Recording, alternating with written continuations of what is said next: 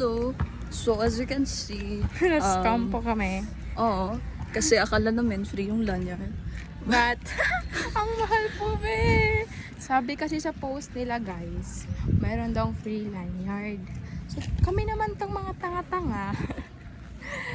Tumakbo kami dito. And then, pagdating, may bayad pala guys. Oo. Nakakahiya talaga. Pero instead na na-disappoint kami, We're impressed. with their marketing strategy. Oo. Yung hindi pinapakita yung price sa picture, nakalagay lang is free.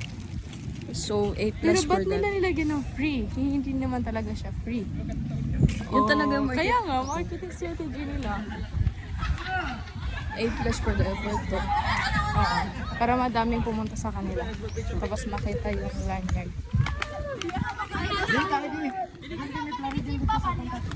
So, ayun yung dalawang na-scam din. Grabe yung takbo ngayon na uhaw. Umiinom po ng buko. Ayun. Hala, romantic. Ano pa naman sumuras ko dyan? Mga naka-scam. Na-scam po sila guys. Tira na? Hindi na. Kukuron mo ang buka. Walang taon na yan. Kukuron natin sa isa.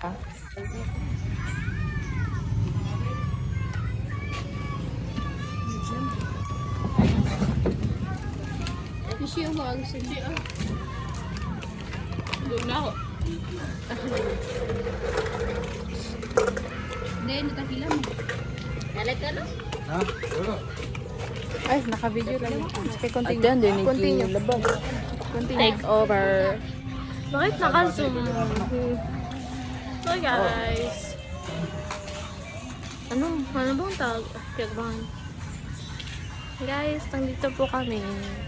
Minom sila ng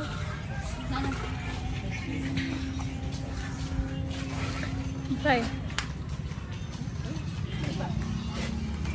That is Rehani and the mama, the owner of this barn. Tama pa kasi lamin. Hagan na.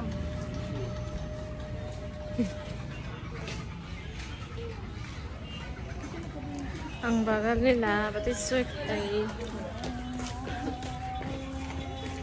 Hey, bakit hindi to nakahiga? So dyan na. Ganyan. Hindi na mulog ka. Piling ko na makikita yung kamay ko. Ganyan talaga. Nakakot mo? Nabasag pa ng buyan, dami. Makikita kayo sa gilid? Rehani, makikita to, ikaw? Ay na, nakikita to? Pero nakakaya pa. Ang dami tao sa likod. Na-aesthetic tayo, dala ko to na na-aesthetic. Ayan, chuchup. Pila like Types nga tayo ni Randy. Di, ang ganda. May advantage mo. Ay na yung laman. Ang ganda. Ang ganda, Rhea. Ay na.